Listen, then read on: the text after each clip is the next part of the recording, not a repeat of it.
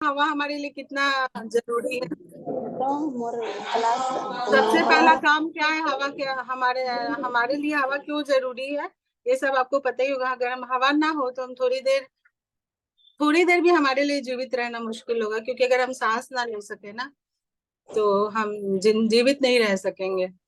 और सांस लेने के लिए हमें हवा चाहिए। हवा में बहुत तरह के गैस होता है। हवा ना बहुत तरह के गैसों का मिश्रण है। जैसे हम सांस लेने में लिए कौन से गैस का यूज करते हैं, आप कोई बताएंगे? ऑक्सीजन। ऑक्सीजन। तो इसके अलावा और हम सांस में निकालते क्या है? Carbon dioxide. हाँ, तो हवा में ऑक्सीजन, कार्बन डाइऑक्साइड के अलावा भी नाइट्रोजन, हीलियम, बहुत सारी गैसें होती है। तो हवा जो है बहुत सारी गैसों का मिश्रण है। और हवा हमारे आसपास, हवा भी बहुत तरह का है। कोई अगर हल्की हवा बहती हुई हमें दिखाई देती है तो उसे हम ब्रीज कहते हैं। वैसे मतलब इंग्लिश में, हिंदी में मुझे नहीं पता, हवा ही कहते हैं उसे। अगर वही हवा बहुत तेज रूप ले ले, जिससे कि पेड़ पौधे उखड़ने लग जाए या बहुत कुछ होने लग जाए ना ऐसा, तो उसे तूफान कहते हैं। आप देखते होंगे कि समुद्र से कितनी बार ना ऐसा चक्रवाती तूफान आते हैं, तो उसके चलते बारिश भी होती है और मौसम में भी बहुत परिवर्तन देखते हैं। तो हवा का बहुत सारा हमारे लिए दैनिक जीवन में भी हवा का उपयोग है। आप में से कोई एक बताएं जो हर दिन हम हवा का मतलब सांस लेने के अलावा और क्या चीज में उपयोग करते हैं।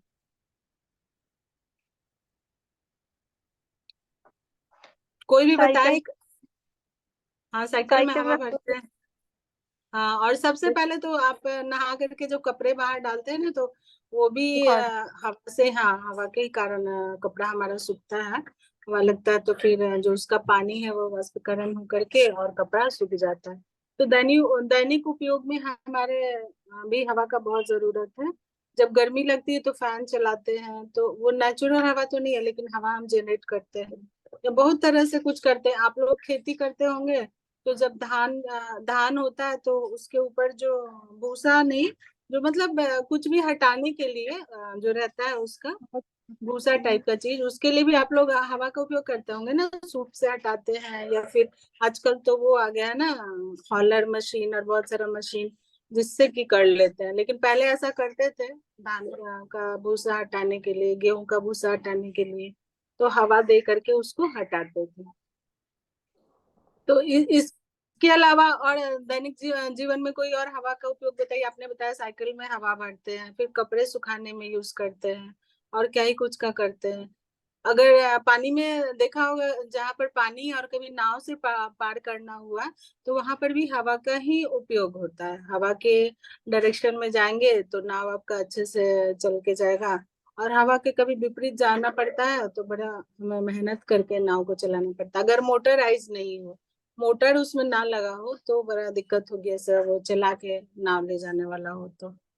और भी बताएं आप लोग क्या क्या उपयोग, कोई और बताएं। जैसे कि फुटबॉल पे भी। हाँ, ये साइकिल में, फुटबॉल में हवा भरते हैं और हवा डाल करके उसको खेलने में उपयोग करा, या साइकिल को चलाने में उपयोग किया। बलून में हवा को भरा, तो ये करने के लिए भी, भरने के लिए हवा का उपयोग करते हैं। और हवा को प्रदूषित, आजकल के समय में आप लोग देख रहे होंगे ना, हवा में बहुत प्रदूषण हो गया है। हवा में ये भी होता है, बहुत सारे गैसों के अलावा बहुत सारा पॉल्यूटेंट्स भी होता है, मतलब जो क्या बोलेंगे उसको, जो उसको दूषित करते हैं। प्रदूषण करने वाले कण भी बहुत सारे मिले होते हैं, वाष्प होता है हवा में। तो हवा का बहुत सारा अवयव या बहुत सारा कंपोनेंट है जिससे मिलके हवा बना होता है। तो उसको भी आज के समय में हम इतना ज्यादा प्रदूषित कर रहे हैं ना, कि देखिए कितने लोगों को लंग्स की बीमारी होते जा रही है, बहुत लोगों को, छोटे छोटे बच्चों में भी। आप लोग सब लोग भी पढ़ते होंगे कि महानगरों में क्या स्थिति हो गई है। जगह जगह पे देखा होगा आप लोगों ने, लगा करके रखते हैं ना कि उसमें कितना इम्प्योरिटीज है, मतलब कितना प्रदूषण का लेवल है हवा में। तो ये प्रदूषण, सबसे बड़ा प्रदूषण का कारण क्या है? रासायनिकों, सूक्ष्म पदार्थ, हाँ, जैविक पदार्थ। हाँ, जैविक पदार्थ जो डिकम्पोज होता है वो। और सबसे ज्यादा तो इतना भी गाड़ी चलने लगी है ना, तो एयर पोल्यूशन उससे बहुत ज्यादा होता है। जितना हम ऐसा गाड़ी से जो निकलता है धुआं, या फैक्ट्री से जो निकलता है, या फिर जो ईंट भट्टा होता है, या आपके गांव में क्या चूल्हे में, लकड़ी के चूल्हे में आज के दिन में भी खाना बनाते हैं, या सभी लोग गैस का उपयोग करते हैं? खाना बनाते हैं मैम लकड़ी वाला से। हाँ, तो वो भी प्रदूषित करता है हवा को, बहुत हद तक हाँ। प्रदूषित करता है वो भी। इसीलिए अभी उज्ज्वला योजना में बोला गया है, सभी लोगों को मतलब गैस दिया जा रहा है। ठीक है, वो पारंपरिक तरीका है, तो वो इतना जल्दी तो नहीं छूटेगा, लेकिन वो भी हवा को प्रदूषित करता है। सबसे ज्यादा प्रदूषित करता है गाड़ी से निकलने वाला धुआं, फैक्ट्री से निकलने वाला धुआं। और भी तरह तरह के जो ईट भट्टा मैंने बताया है, और भी तरह की जो फैक्ट्रीज है ना, उससे जो धुआं निकलता है। फिर ये जो कोल फील्ड्स है, उसका जो फर्नेस होता है, उससे जो निकलता है गैसेस वगैरह सब, ये सब जाकर के ये हवा को इतना प्रदूषित कर रहा है ना, कि आने वाले समय में हमारे लिए हर जगह पे सांस लेने का बहुत परेशानी हो जाएगा। उसमें इतना प्रदूषण का लेवल बढ़ जाता है ना। बहुत जगह तो देखो आप लोग, मेट्रोज में, बड़े बड़े शहरों में घर में एयर प्यूरिफायर लगा है। मतलब हवा को शुद्ध करने के लिए उन लोगों ने लगा रखा है, क्योंकि हमें जितना ऑक्सीजन चाहिए उतना मिल नहीं पाता। ऑक्सीजन के बदले बहुत सारे उसमें पॉल्यूटेंट्स रहते हैं। तो गांव में तो इतना कुछ नहीं है, मोटर गाड़ी इतना नहीं है, इतना फैक्ट्रीज नहीं है, तो वहाँ का हवा का प्रदूषण कम है। लेकिन अब पहले की अपेक्षा वहाँ भी ज्यादा हवा का प्रदूषण होने लगा। तो प्रदूषण को कम करने के लिए क्या क्या हमें करना चाहिए? आप लोग बच्चों को क्या कुछ बताएंगे कि प्रदूषण कैसे कम करें, हवा को दूषित करने से हम बचाएं?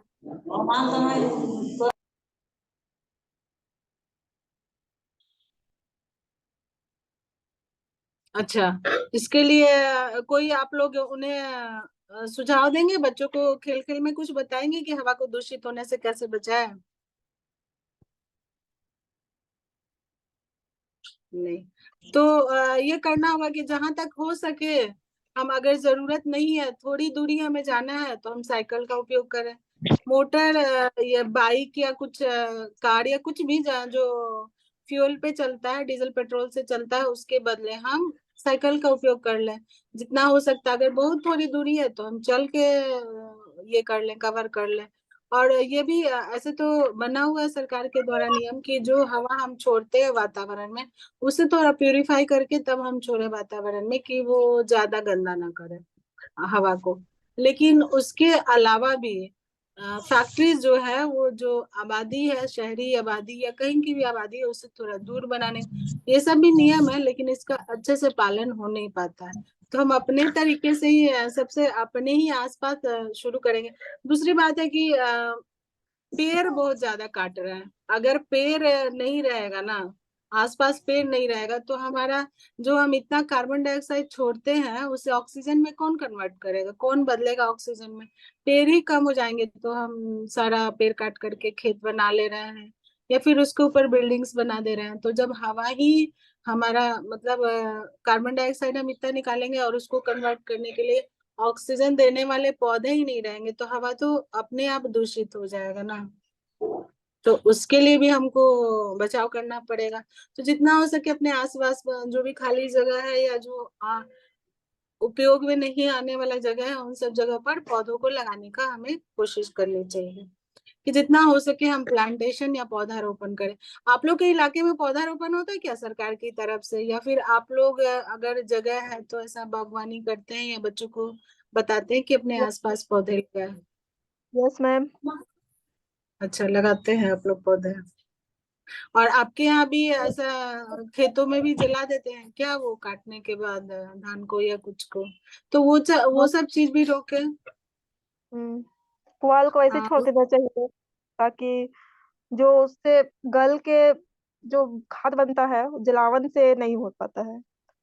हाँ, जलावन से मिट- तो हवा भी दूषित होगी और खेत भी खराब होगा। उसे हल चला करके उसके ऊपर कुछ ऑर्गेनिक केमिकल्स डालेंगे, मतलब केमिकल्स नहीं, ऑर्गेनिक प्रोडक्ट्स ही डालेंगे ना, तो वो गल के अच्छा खाद का बन जाएगा, अच्छा हो जाएगा। इसके अलावा बोलिए, आप लोग के यहाँ, आप लोग के क्षेत्र में हवा का और मतलब हवा दूषित को दूषित करने से रोकने के लिए और क्या कुछ करने का जरूरत है?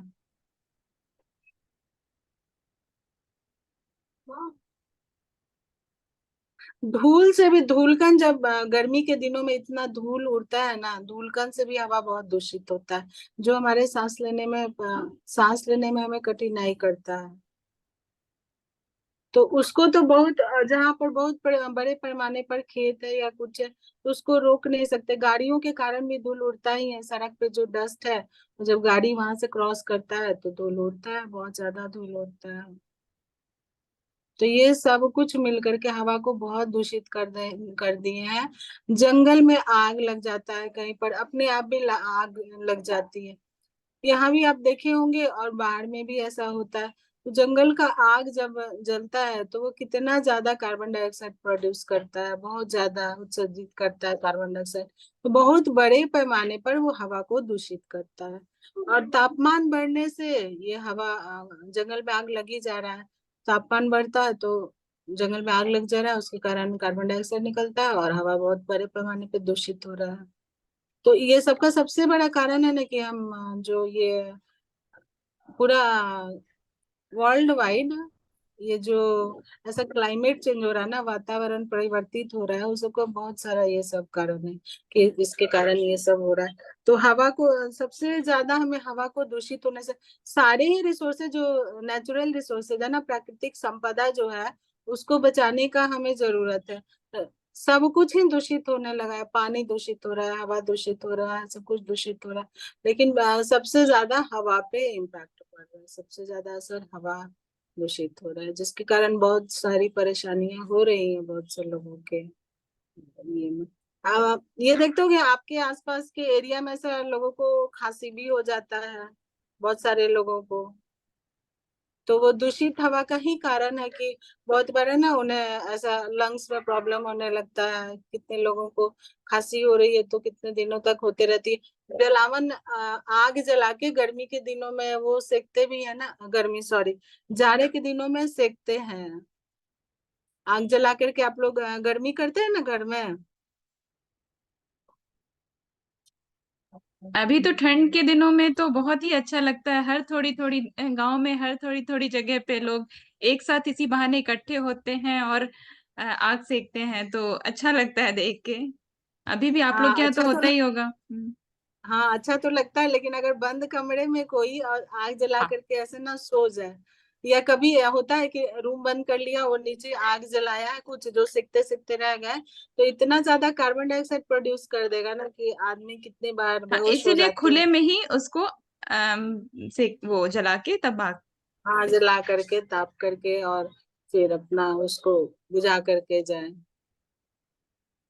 और गर्मियों में हवा के ही कारण, तेज हवा के कारण कितने बार छोटे से आग से देखो कितना कितना जल जाता है, बहुत सारा। मतलब जो कच्चे मकान है, झोपड़ी या जो वो फूस के बने होते हैं, वो सब भी जल जाता है। तो हवा का ये सब भी।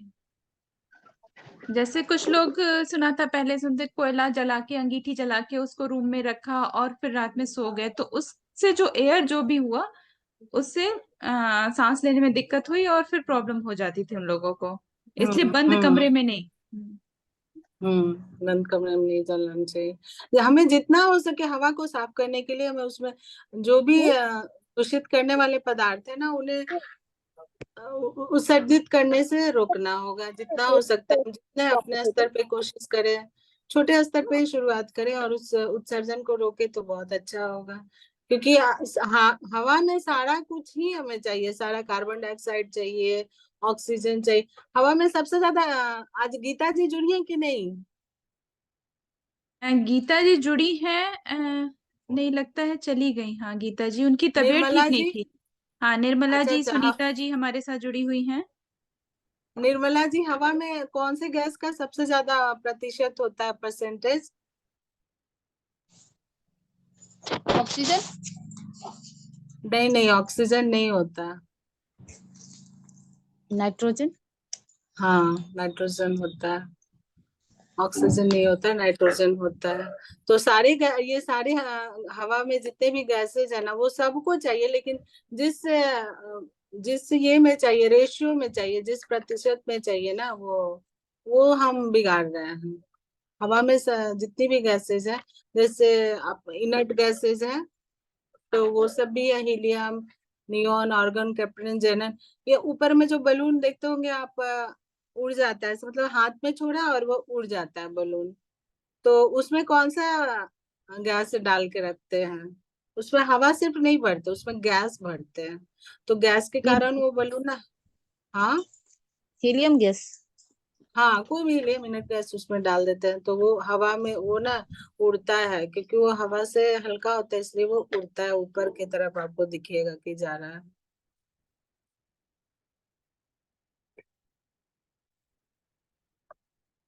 तो आप लोग कोई बताइए, और फिर हवा को बताने के लिए बच्चों को आप लोग क्या कुछ एक्टिविटी कराएंगे? ऐसे पेड़ पे पत्ता हिल रहा है, तो क्या है, हवा के कारण हिल रहा है ना, या कपड़ा सूख रहा है? तो कैसे कपड़ा सूखा? बच्चे ऐसा कुछ कभी पूछते हैं आप लोगों से? उनके मन में कोई उत्सुकता कि हवा कैसे कपड़े को सुखाता है, या हवा, पेड़ का पत्ता कैसे हिल रहा है? पेड़ का पत्ता तो ऐसे ही है, स्थिर है, लेकिन हवा बहने के कारण हिल रहा है, तो हवा बहा कैसे? ऐसा कुछ बच्चे को भी उत्सुकता से पूछते हैं क्या आप लोग से?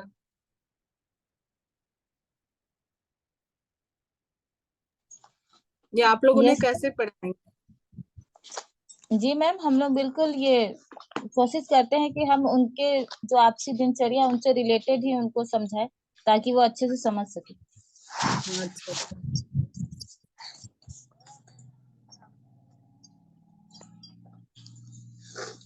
और जो भी समुद्र में या पानी में रहने वाले भी जितने जीव है ना, वो सब जो पानी में घुला हुआ ऑक्सीजन रहता है, उससे सांस लेते हैं। तो वो पानी के अंदर रहते हैं, लेकिन वो कैसे सांस लेते हैं? तो उसमें जो ऑक्सीजन घुला रहता है, उससे सांस लेते हैं। पेड़ पौधे भी सांस लेते हैं। सांस लेने में वो कौन सी गैस, वो पेड़ पौधे क्या निकालते हैं अपने सांस लेने में, और क्या लेते हैं? कार्बन डाइऑक्साइड लेते हैं और ऑक्सीजन, नहीं नहीं, हाँ। वो कार्बन डाइऑक्साइड लेते हैं, कार्बन डाइऑक्साइड ले करके और ऑक्सीजन देते हैं। इसीलिए रात के समय ना पेड़ के नीचे सोना नहीं चाहिए, ऐसा मना करते हैं। वो कार्बन डाइऑक्साइड ले करके, वही तो कार्बन डाइऑक्साइड ले करके हमारे लिए प्योर ऑक्सीजन निकलते हैं, जिससे हम सांस लेते हैं। हम जो करते हैं पेड़ पौधे उसका उल्टा करते हैं, बिल्कुल। बाद में वो लोग सांस लेते हैं। बाद में तो आप लोग को किन्हीं को और कुछ पूछना है क्या, हवा से संबंधित कुछ भी? नहीं।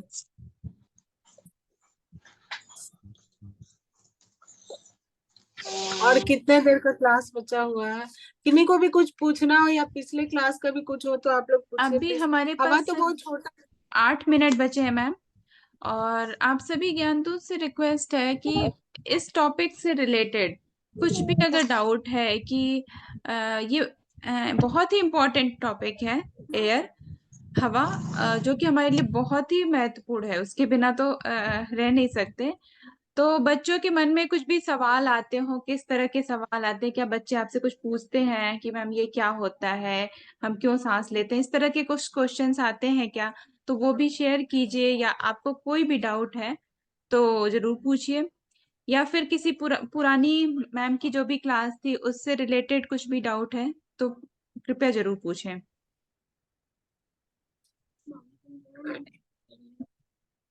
काजल जी, मंजू जी, निर्मला जी, रोजी जी, सुनीता जी, थान सिंह जी, कोई सवाल, या आप कुछ बताना चाहेंगे, कहना चाहेंगे? आपने बच्चों को इस टॉपिक पे पढ़ाया है पहले? नो मैम, हमने बच्चों को इस टॉपिक पे तो नहीं पढ़ाया है, क्योंकि कभी ऐसा वो पूछे नहीं है।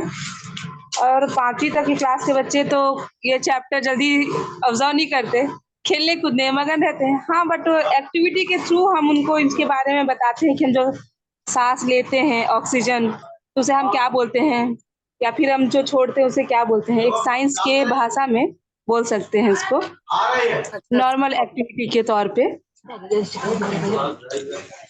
हाँ, लेकिन उसके साथ साथ आप हवा का उपयोग भी बताइए कि हवा का क्या क्या उपयोग है और हवा को प्रदूषित होने से हम कैसे बचाएं।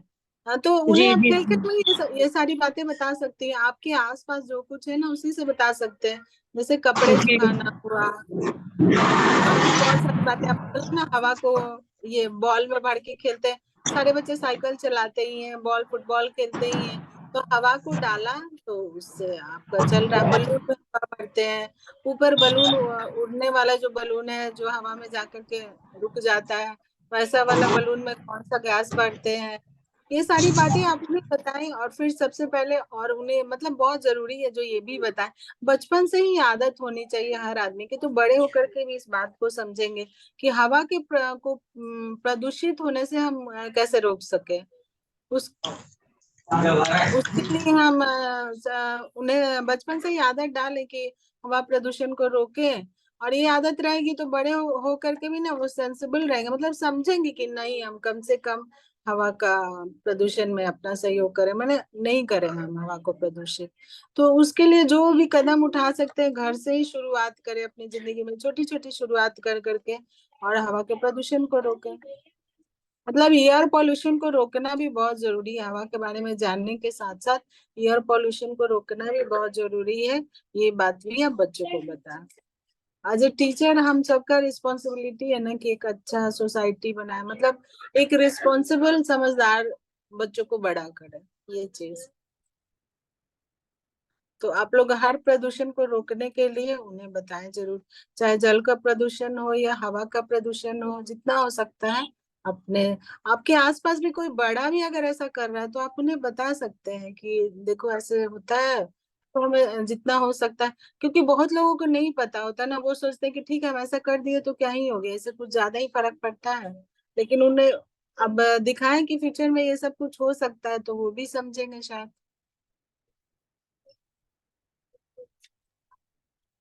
मैम ने बहुत अच्छे से बताया कि बहुत अच्छी बात कही कि हमें बच्चों को बचपन से ही इन सब चीजों की आदत डालनी चाहिए, उन्हें अच्छी बातों को सिखाना चाहिए, बच्चों को हर चीजों का महत्व बताना चाहिए कि अगर पेड़ कट रहा है तो उससे हमारे क्या नुकसान होंगे।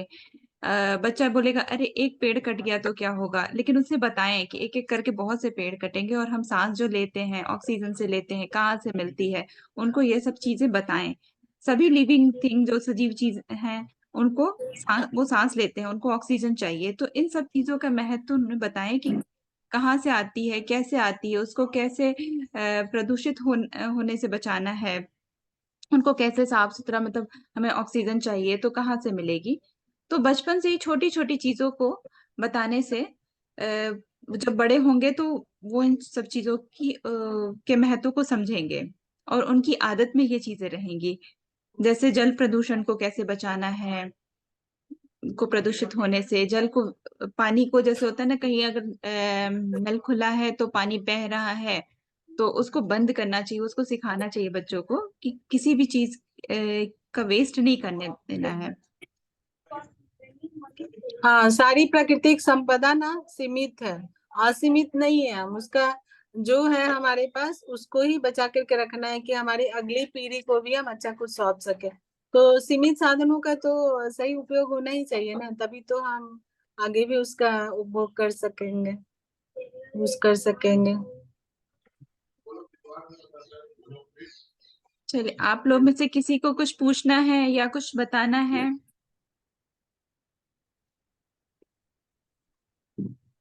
नहीं, हवा के बारे में सभी लोग अच्छे अच्छे से जानते हैं। और बच्चों को इस बारे में जरूर बताइए, उनके क्लास 5 तक के सिलेबस में भी है। तो उन्हें जैसे काजल जी ने कहा कि एक्टिविटीज के थ्रू हम सांस ले रहे हैं, सांस ले, तो ऐसी कुछ एक्टिविटीज करा के उन्हें समझाएं और ग्रुप में भी साझा करें, जिससे कि हमारे दूसरे भी ज्ञान दूत देख के वैसी एक्टिविटी कराएं। अगर कोई भी कुछ नया करता है तो कृपया ग्रुप में जरूर शेयर करें, ठीक है। और अब लगता है किसी के पास कोई सवाल नहीं है, किसी को कुछ पूछना है? No ma'am. दो बार।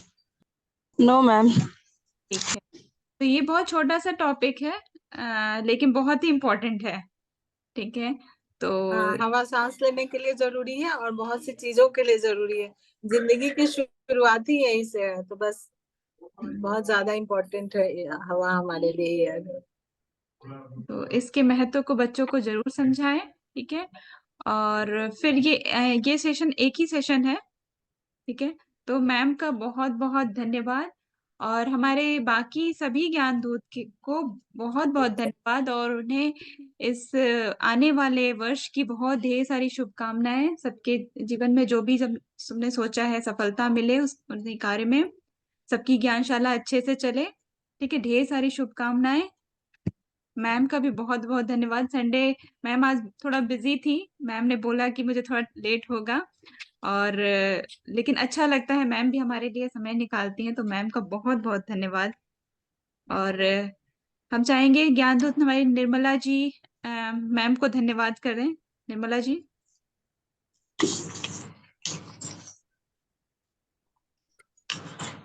जी मैम बिल्कुल, आपकी क्लास बहुत अच्छी लगती है हमें, और बहुत अच्छे से आप सभी इस का तरह भी से समय देते। हाँ, मुझे आमंत्रित करने के लिए आप सभी का भी धन्यवाद, बहुत बहुत धन्यवाद।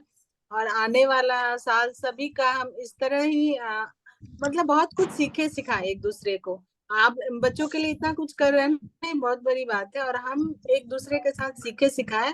ये उम्मीद है सबका नया साल बहुत मंगलमय हो, आप सभी स्वस्थ रहें, और आप सब कुछ अपने जो जो आपकी इच्छाएं हैं ना, और सफलताएं आपको मिलती जाए। Thank you everyone. Thank you ma'am. Thank you ma'am. इसके साथ आज थैंक की यू मैम। मीटिंग अब एंड करते हैं। Thank you ma'am. और सभी ज्ञान दूत अपनी